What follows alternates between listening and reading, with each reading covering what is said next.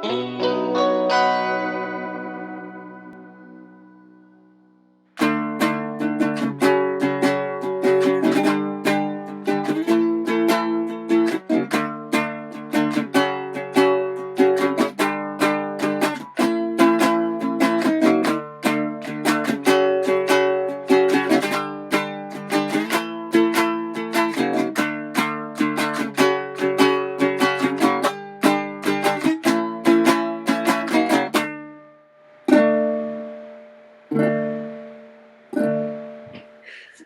everyone. Welcome to our Creativebug Daily Challenge. This month's challenge is more Sketchbook Explorations with Lisa Congdon. And I am joined by Nancy and Lucy, starting to be known, I guess, at this point as the Crafty Chatters. So, hello.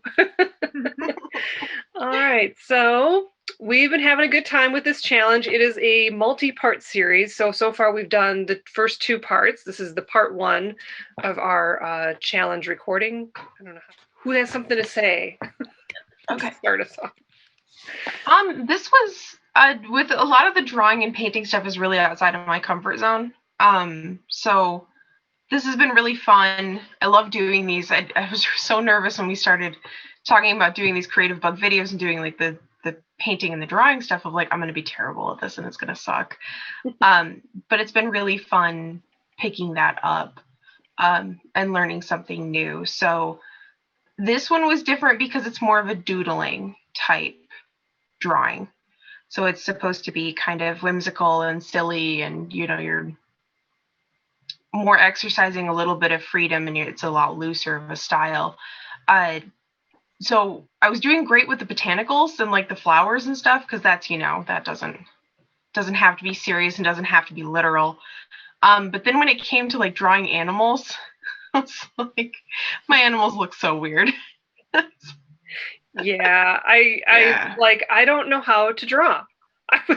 Yeah. I mean, it wasn't like I assumed I did necessarily, but I was just like, it's been a long time.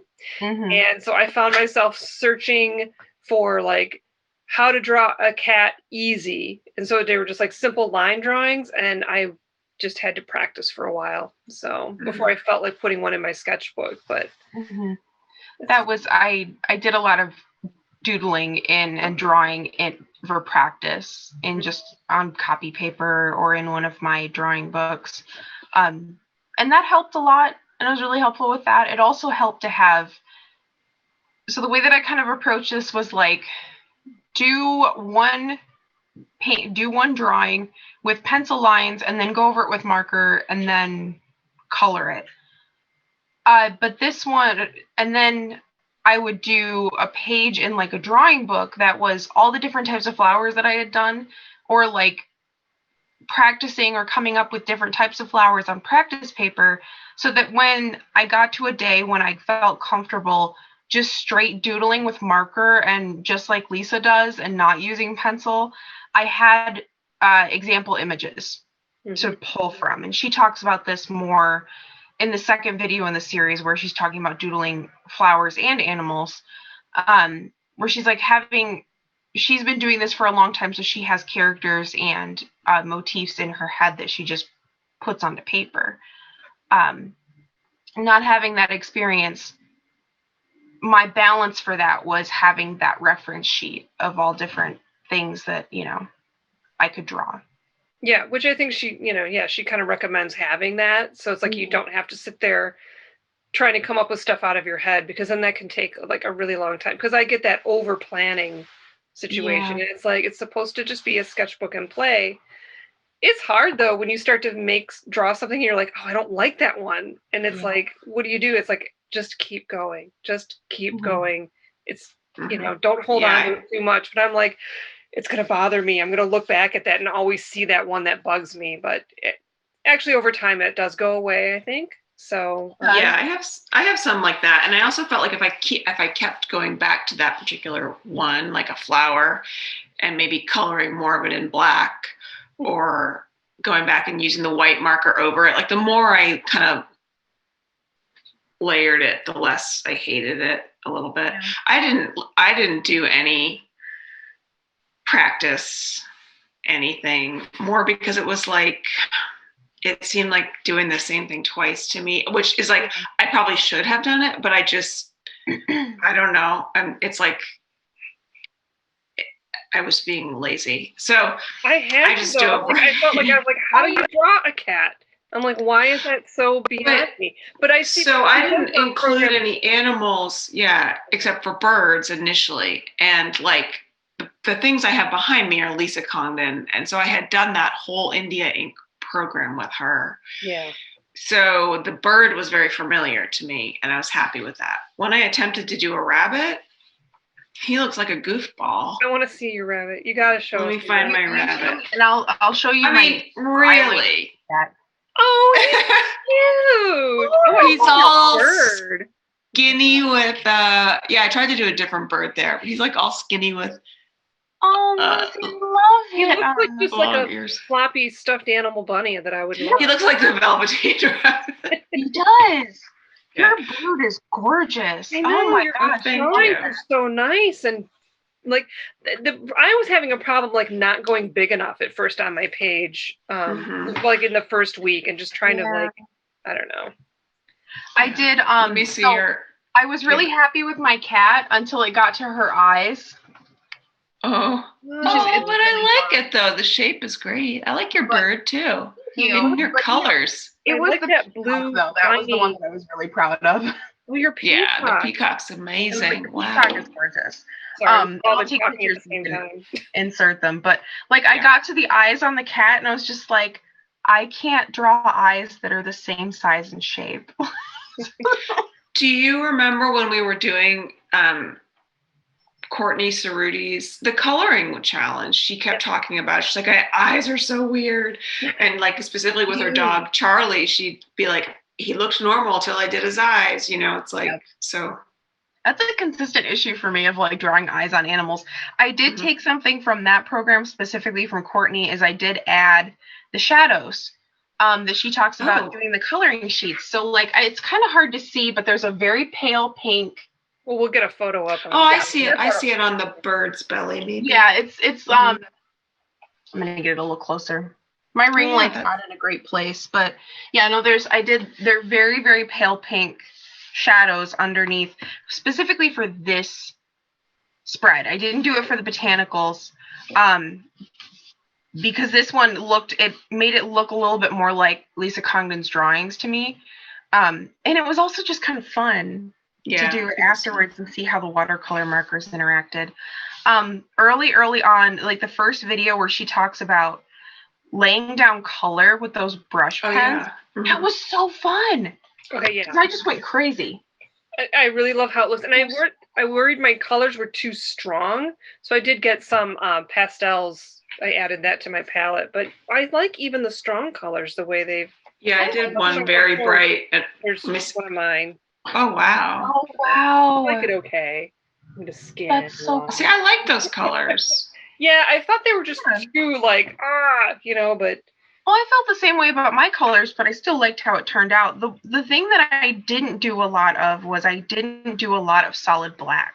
For that first spread, and I was kind of like looking at it of like, it was really hard for me to like do the solid black and then think about how it will change when you put the white gel pen on top of it. Yeah. And I'm still kind of like trying to get that of, if I do it solid black, I think it looks just like solid black and it doesn't look like anything. But adding in that white gel pen really makes a huge difference in how it looks. And like, I'm still kind of getting used to thinking like that.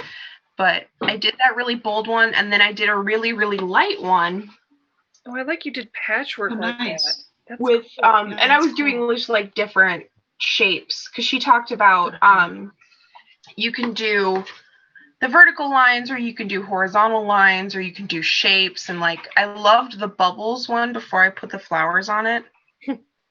But the flowers for the bubbles one, this was the one that I didn't do any pencil lines. I just went straight in with marker. And I haven't done white gel pen on this one yet. But I was pretty happy with that after a couple days of practice. This one, of the two videos, this one, the botanicals, was the one that was more fun. I enjoyed that a lot more than I did. And yeah, I did one with squares too, but oh, that looks so. I gotta do one like so that. Cool. I mean, I did want a couple with lines, but then I just wanted to try something different. So, You know, that really pops. Well, so I think I was actually using a Posca paint pen, which is white, which I'd gotten to do this. And I think that is where now that I'm hearing you say, Nancy, like you're having trouble thinking about how that's going to look. I think that's really where I learned that, because that was one of my favorite parts of this ink challenge, India ink challenge, was going back with the white pen, because I was like, oh my gosh, that changes everything.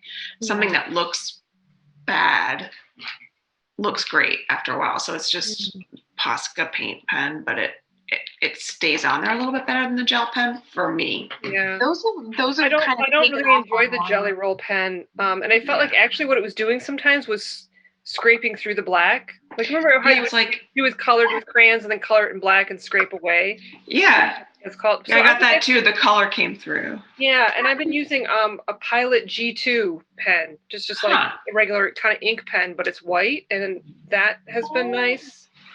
And then I had some other Faber-Castell artist pen, so it's like more like a marker. But it's a fatter tip.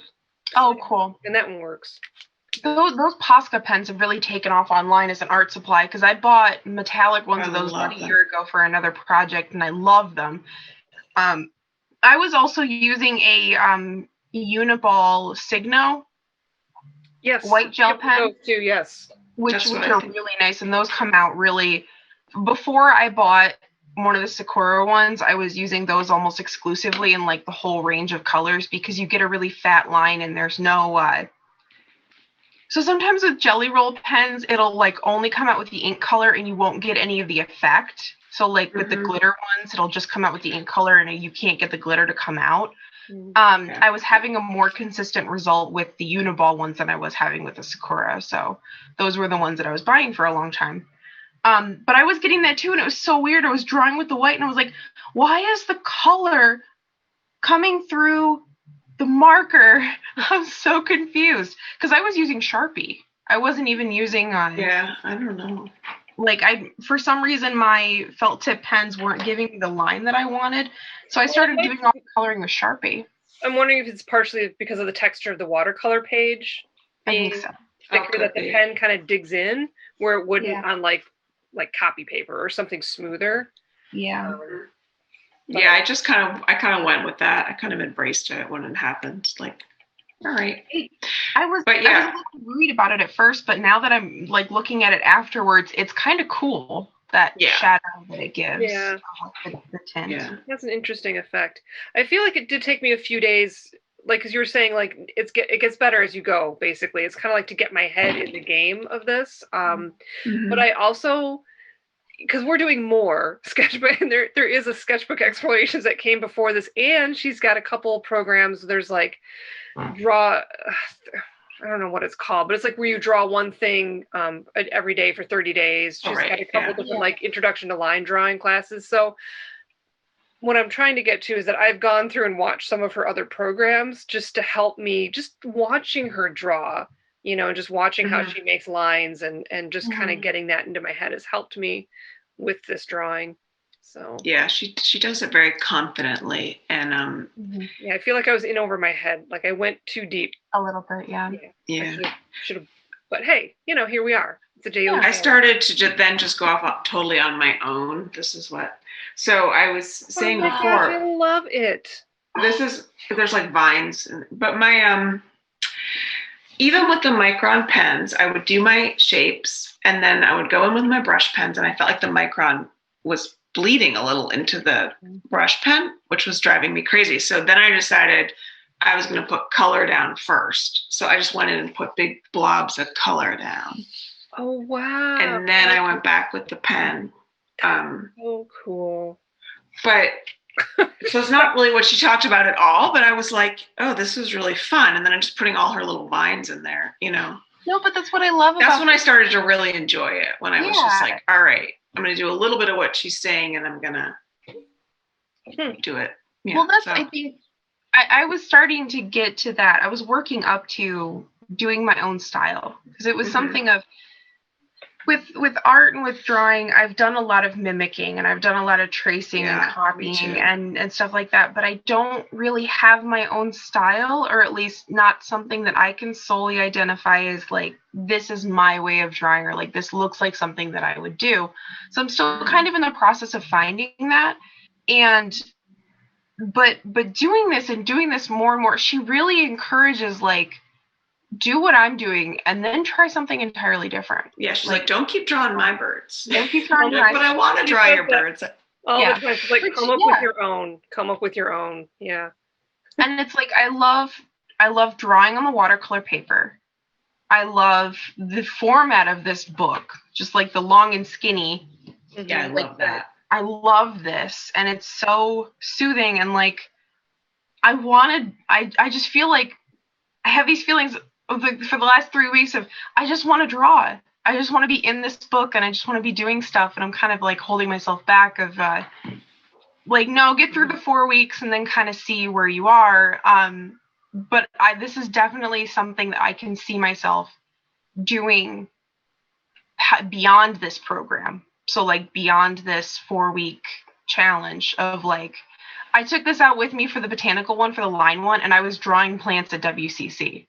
So we went for a long walk, and I sat down and was like drawing the plants that I was looking at. So, and then it's like you're mixing the challenges that we've done too, because it's like Courtney Cerruti has you going out and doing that. And so it's like, you might not think you're taking something from the challenges that we've done, but it's like, we're building on it. You know, like I found myself doing flowers that were shaped like some of the watercolor flowers that we were doing in the lettering one, you know? So it is kind of neat to think about building on it. And then a little sketchbook is like the perfect place to put that. I want to fill it would seem so satisfying to have a completely full sketchbook that maybe didn't quite close totally flat anymore, like just kind of full of your stuff. That's always been my goal, to have that sketchbook or have that planner or that journal that like doesn't want to close fully because you've smashed so much stuff into it and the pages are all warped, and like, there's something while I'm working and looking at past me of, while I'm working of like, no, that's too messy, it's not perfect, or you know, that's a hurdle that I have to overcome mentally of like, no, that's really what I want, and it is okay to do that, because I know that a full journal or a full sketchbook is what makes me the happiest, not the day-to-day stuff. It's looking back and having that full book. But that's a weird hurdle to overcome every day for me, because I'm like, no, it has to be perfect. Everything, you know, so that perfectionism is slowly being degraded. Which I think is a good thing. So well, I look forward to filling it too, because I love to go back and, you know, it's like you walk by your crafting space and you're just kind of like go and you peek at your book, and it's just like this little picture book now just for you, you know, just like to see how that builds. And especially I think to go back probably some months from now and just like look back at it, it'll be it's like a memento. So I'm really loving it. Yeah, I agree. I think it'll be nice to have this. I'm reminded of Rebecca Rehnquist with her piles of sketchbooks, where she's like, let's look at this. And they're just always open and piled up. And, you know, I don't think I'll get there, but it's just kind of cool, that idea of making a book of your stuff. I actually pulled this out. I bought this sketchbook when I was on vacation in Seattle, and it's from the Seattle Music Museum. And I was doing all kinds of like, I had this in college, and I was like doing all these doodles and stuff in it. And I've been using this for some of my practice drawings. So like, let me find one. Here we go. This was one of the practices for like the doodling day, and then this was one of them for the botanicals. So, but it's like, and I was flipping back through this and thinking, a lot of this is really okay. It's good. Like, maybe I should try to find a way to like work these patterns that I was doodling in to stuff that I'm doing in the future.